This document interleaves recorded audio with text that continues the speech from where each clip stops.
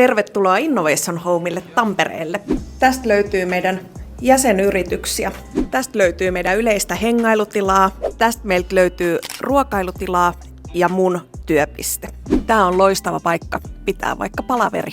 Jokaisesta työkodista pitää löytyä myös keittiö, eli kodin sydän. Se on kahvihetki. Täältä meiltä löytyy Tampereen parhaat maisemat. Lisäksi meillä on täällä coworking-tilaa ja tämä samainen tila toimii myös tapahtumatilana.